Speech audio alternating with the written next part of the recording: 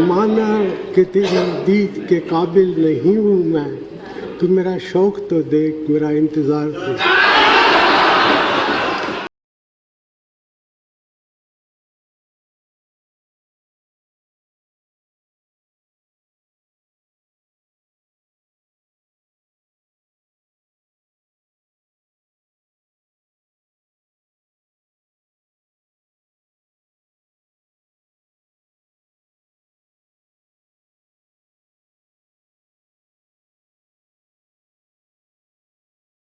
ये था मेहरबा कभी फूल भी थे खिले यहाँ, ये मौसम जो है धुआं धुआं उसे बारिशों ने चला दिया।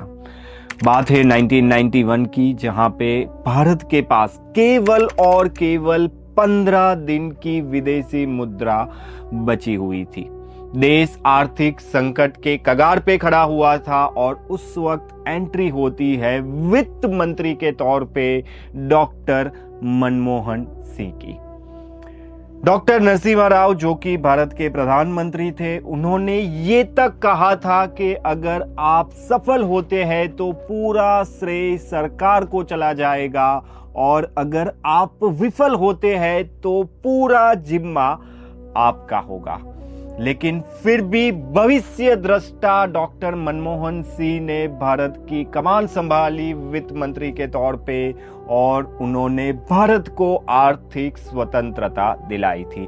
इतना ही नहीं, 2008 में जब वो प्रधानमंत्री के तौर पे थे तब पूरा विश्व 2008 में रिसेशन से, आर्थिक मंदी से जूझ रहा था, लेकिन भारत आर्थिक प्रगति कर रहा था। उसका श्रेय भी जाता है डॉक्टर मनमोहन सिंह को। आज वो हमारे बीच नहीं रहे हैं, लेकिन अगर आप विदेश में पढ़ाई करने का सपना देखते हैं तो डॉक्टर मनमोहन सिंह की ये कहानी आपको पता होनी ही चाहिए। डॉक्टर मनमोहन सिंह का जन्म 26 सितंबर 1932 को एक साधारण से परिवार में हुआ था। वो विभाजन की पीड़ा झेल चुके थे पर कभी भी हार नहीं मानी थी। अपने गांव से निकलकर पंजाब यूनिवर्सिटी में उन्होंने पढ़ाई की। उसके बाद वो कैम्ब्रिज यूनिवर्सिटी और ऑक्सफोर्ड जैसी प्रतिष्ठित जगहों तक भी पहुंच पाए, लेकिन उनका ये सफर आसान नहीं था। वो स्कॉलरशिप पर पढ़े, उनके पास संसाधन बहुत ही सीमित थे। 14 साल की उम्र में जब वो आए थे तब उनके पास जूते खरीदने के भी पैसे नहीं थे, लेकिन उनके सपनों में जान थी और हर एक स्टूडेंट जो कि स्टडी अब्रॉड के लिए जाना चाहते हैं उनसे उन्हें ये सीखना चाहिए कि अगर आपके सपनों में सच्चाई है, अगर आप में कुछ कर दिखाने का जज्बा है तो दुनिया की कोई भी ताकत आपको रोक नहीं सकती। ऑक्सफोर्ड में उनकी thesis India's export trends and prospects for self sustain growth ने भारत की अर्थव्यवस्था के भविष्य का रोड मैप तैयार किया। आज वो डॉक्यूमेंट देश के आर्थिक सुधार का आधार माना जाता है। जब वो 1991 में भारत के वित्त मंत्री बने तब हालात इतने खराब थे कि देश के पास सिर्फ और सिर्फ 15 दिनों के आयात के पैसे ही बचे हुए थे। भारत आर्थिक संकट के कगार पे खड़ा था, लेकिन डॉक्टर मनमोहन सिंह ने हार नहीं मानी। उन्होंने साहसिक कदम उठाए, भारत के दरवाजे वैश्विक बाजार के लिए खोल दिए थे। ये बिल्कुल भी आसान नहीं था, लेकिन उनके निर्णय ने भारत को आर्थिक आजादी दिलाई। आज हम जो भी प्रगति देख रहे हैं वो उन्हीं सुधारों की नींव पर खड़ी है।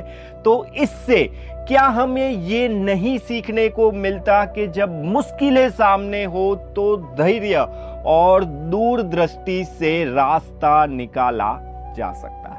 और उनकी ये बात हर एक स्टूडेंट को, हर एक पेरेंट्स को, हर एक लीडर्स को, हर एक मैनेजर्स को याद रखनी चाहिए, जो कि उन्होंने 1991 में कही थी कि भविष्य हमें कभी क्षमा नहीं करेगा अगर हम अभी कदम नहीं उठाते। डॉक्टर मनमोहन सिंह की जिंदगी हर स्टूडेंट्स के लिए एक प्रेरणा है, खासकर उनके लिए जो विदेश में पढ़ाई का सपना देखते हैं। तो चलिए हम जानते हैं कि उनके जीवन से हम क्या सीख सकते हैं। सबसे पहला है दृढ़ता और मेहनत। डॉक्टर मनमोहन सिंह ने हमें सिखाया कि बड़ी सफलता केवल और केवल मेहनत और समर्पण से ही मिलती है। विदेश में पढ़ाई के लिए जो भी स्टूडेंट जा रहे हैं उनके लिए ये सबसे बड़ा इंपॉर्टेंट लेसन है। दूसरा है रिसर्च करें और योजना बनाएं। डॉक्टर मनमोहन सिंह की आर्थिक स्थिति इतनी अच्छी नहीं थी कि वो ऑक्सफोर्ड और कैम्ब्रिज जैसी यूनिवर्सिटी में पढ़ाई कर पाए, लेकिन कहा जाता है कि हार तब होती है जब हम मान लेते हैं और जीत तब होती है जब हम ठान लेते हैं। उन्होंने विदेश पढ़ाई का ठान लिया था और उसके लिए उन्होंने योजना बनाई थी।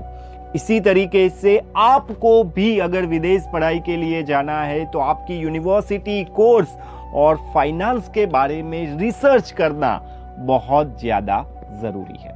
तीसरा है स्कॉलरशिप्स का लाभ उठाए। जैसे डॉक्टर मनमोहन सिंह ने स्कॉलरशिप के जरिए पढ़ाई की थी, वैसे ही हर एक स्टूडेंट वित्तीय सहायता स्कॉलरशिप प्राप्त कर सकता है। ये विकल्प आपको खोजने की जरूरत है और उसके लिए आप कानन वीजा इनसाइट्स के इंस्टाग्राम पेज पे जाकर हमारी स्कॉलरशिप सीरीज को फॉलो कर सकते हैं। चौथा है लंबी सोच रखें।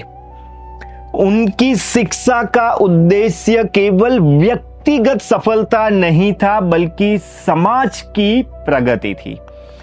आपकी पढ़ाई को, आपके कैरियर को एक बड़े उद्देश्य के साथ जोड़ दीजिए और फिर देखिए कि आपको कैसे एक लाइफ लॉन्ग सफलता मिल जाती है।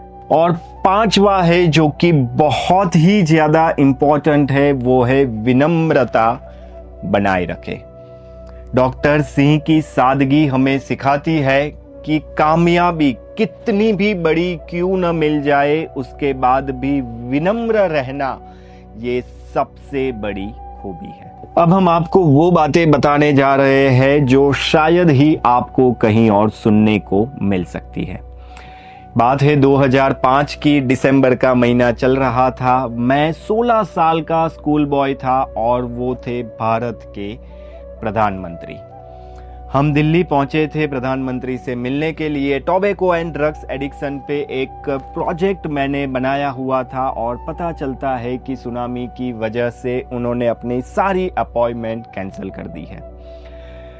हम बड़े ही निराश थे, बड़ी ही मेहनत की थी हमने इस प्रोजेक्ट के लिए, लेकिन अब हम प्रधानमंत्री से नहीं मिल पाएंगे।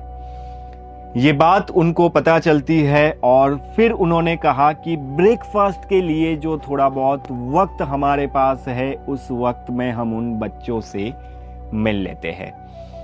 तो आज भी मुझे याद है कि साथ में हमने ब्रेकफास्ट किया था और बहुत सारी बातें टोबैको एंड ड्रग्स एडिक्शन को लेकर हमने की थी। मैं बड़ा ही उत्साहित था अपने प्रोजेक्ट को लेकर और कई सारी चीज़ें उन्हें बता रहा था कि बहुत ही छोटे अक्षरों में लिखा होता है कि tobacco is injurious to health, English में लिखा होता है और बहुत सारी चीज़ें मैं कर रहा था। उन्होंने मेरे कंधे पे हाथ रखा था और उन्होंने बस इतना ही कहा था कि मैं ये पढ़ूंगा और आगे भी उसे फॉरवर्ड करूंगा।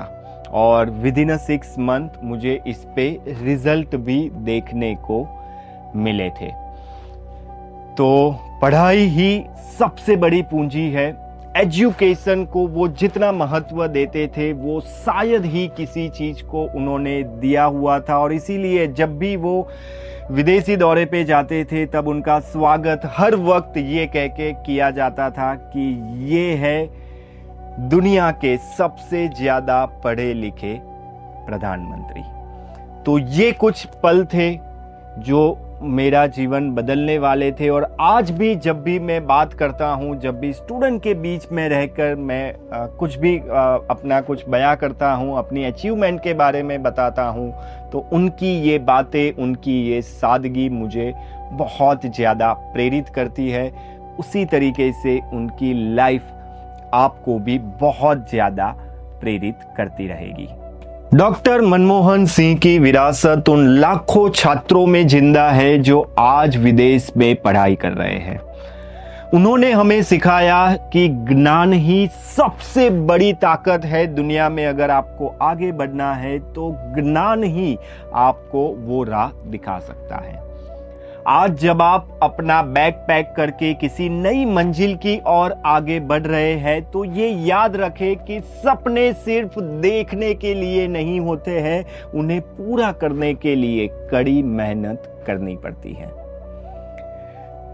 डॉक्टर मनमोहन सिंह आज हमारे बीच नहीं रहे हैं। कल रात को ही उनका निधन हो गया था, लेकिन उनकी कहानी आज हर स्टूडेंट के दिल में जिंदा है जो विदेश में पढ़ाई करने का सपना देखता है। कानन वीजा इनसाइट्स उनकी इस विरासत को सलाम करता है और हर स्टूडेंट से वादा करता है कि आपकी इस विदेश पढ़ाई की यात्रा में हम हमेशा आपके साथ हैं। आपकी आर्थिक स्थिति चाहे कैसी भी हो, हम आपको स्कॉलरशिप के लिए मदद करेंगे।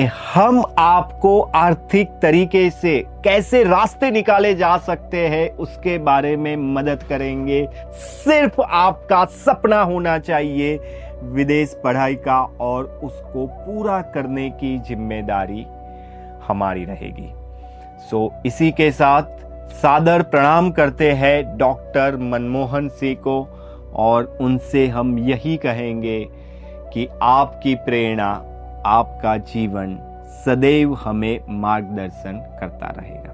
धन्यवाद।